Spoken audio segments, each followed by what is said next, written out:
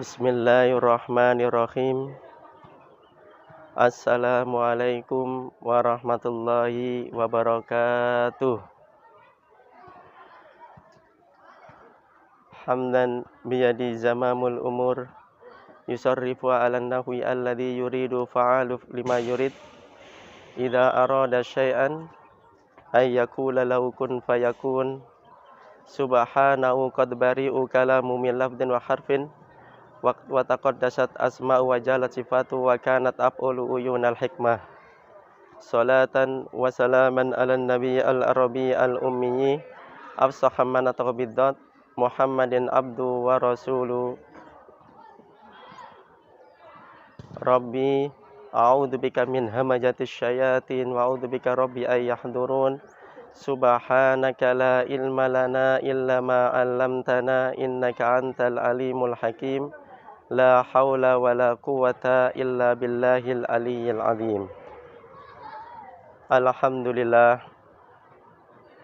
kita bersyukur kehadirat Allah Subhanahu wa taala yang pada kesempatan yang penuh barokah ini, dengan izin Allah Subhanahu wa taala, kita bisa berkumpul, kita bisa melaksanakan kewajiban kita, yaitu orang beriman.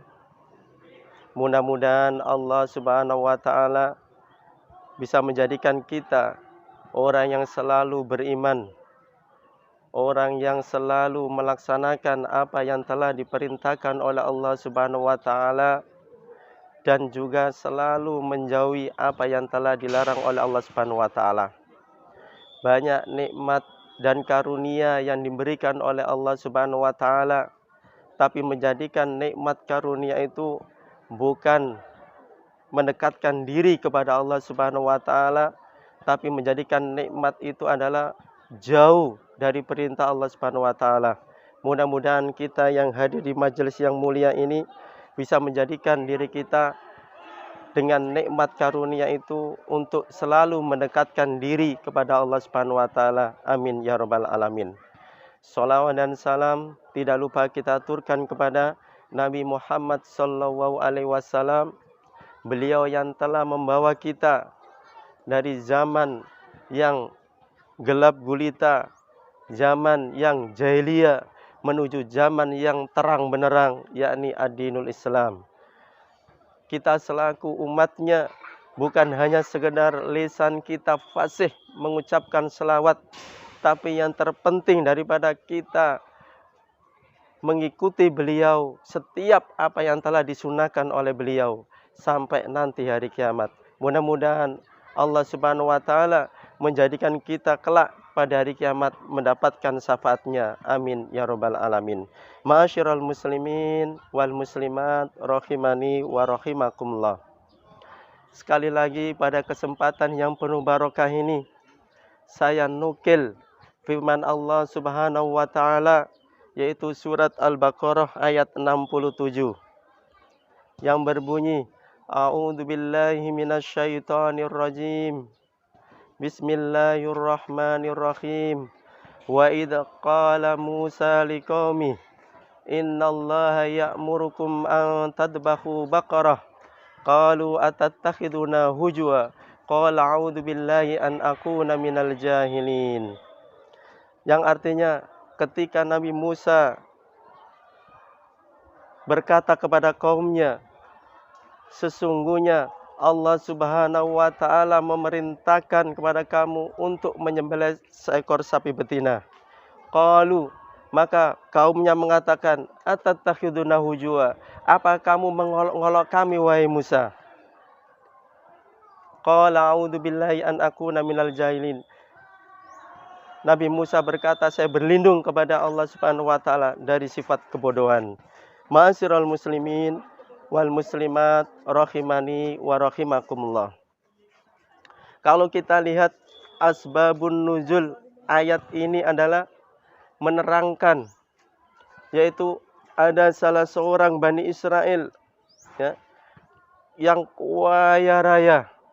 Saking kaya rayanya tidak memiliki ahli waris kecuali satu, yaitu anak keponakan atau anak sepupu. Ya. anak sepupu, anak keponakannya ini menginginkan seluruh harta yang dimiliki oleh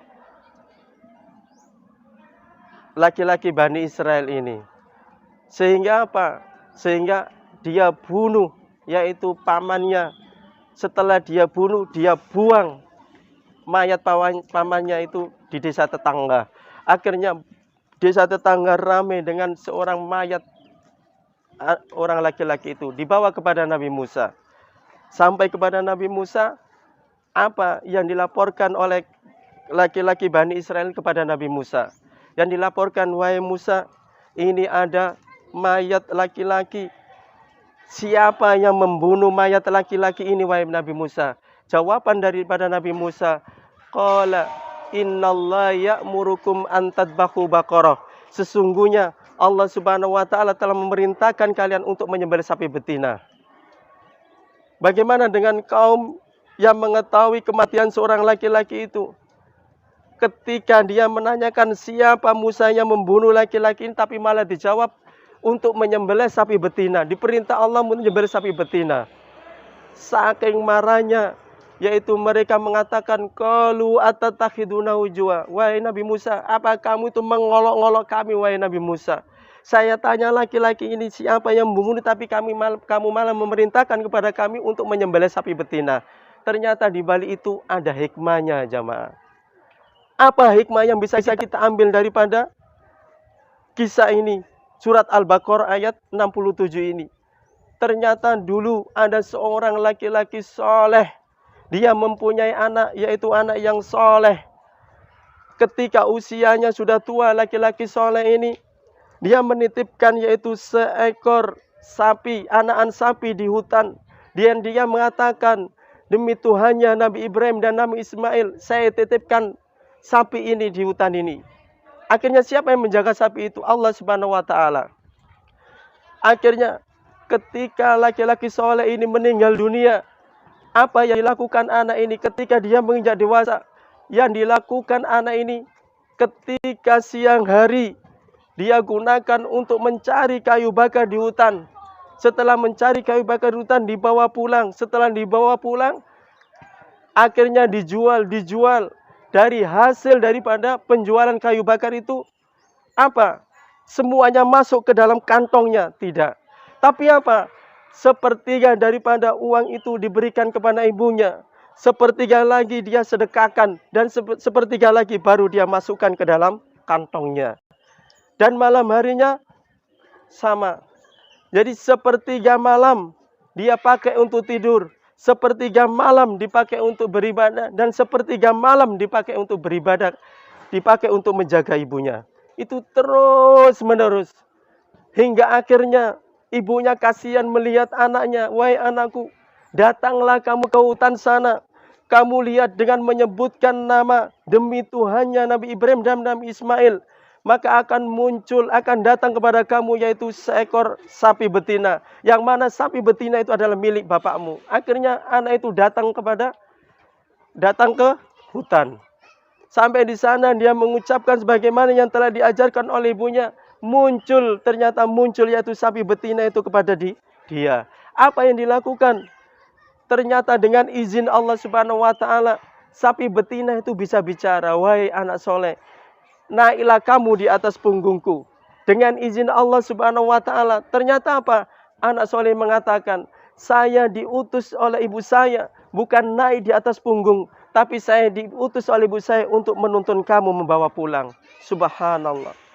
Apa kata daripada sahabat? Seandainya wahai anak soleh, kamu naik di atas punggungku, sekali-kali kamu tidak akan menjumpai saya lagi, alias saya akan pergi meninggalkan kamu. Akhirnya apa? Dibawa pulang.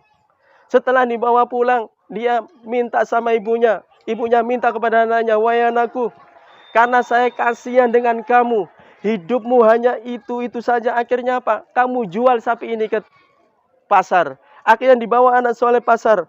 Dengan syarat harganya berapa? Harganya yaitu 6 dinar. Harganya 6 dinar. Akhirnya dibawa ke pasar. Ternyata apa? Sampai pasar dibeli sama orang yaitu dengan harga 2 kali lipat daripada harga yang telah ditawarkan oleh anak soleh dari ibunya, yaitu 6. Berarti berapa? 12 dinar. Akhirnya apa? permintaan daripada orang yang beli. Enggak apa-apa.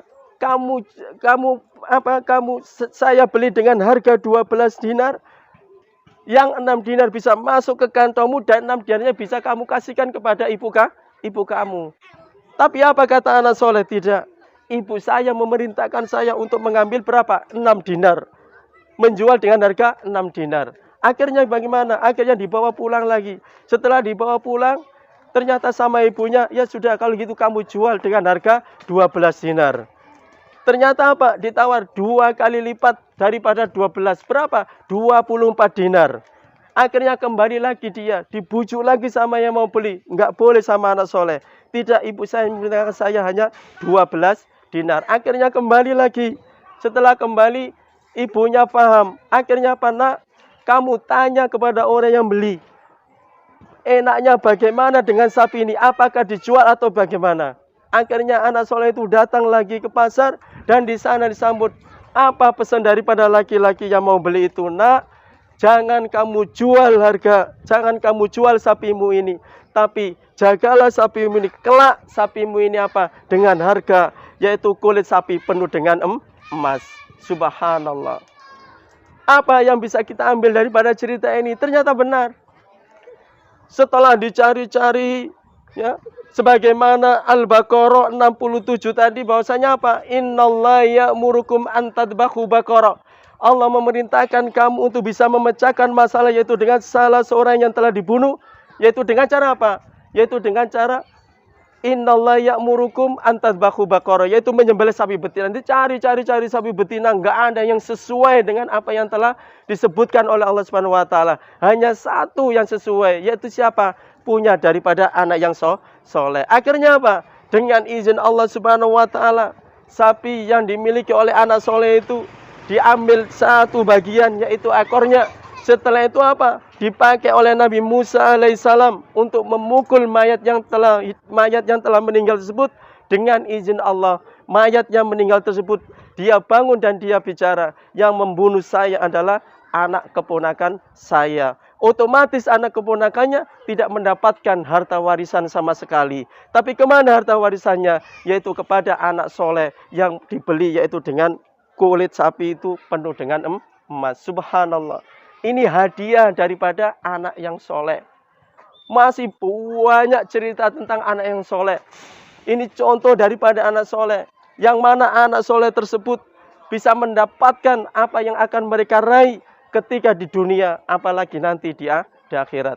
Mudah-mudahan sedikit yang bisa saya sampaikan ini bisa kita ambil ibroh dan pelajaran dan bermanfaat buat kita sekalian, biar kita bisa menjadi anak-anak yang soleh, anak yang berbakti kepada Allah, anak yang berbakti kepada orang tua, dan juga anak yang berbakti kepada agama. Amin ya rabbal alamin. Subhanaka Allahumma hamdika asyhadu an la ilaha illa anta astaghfiruka wa atubu ilaik.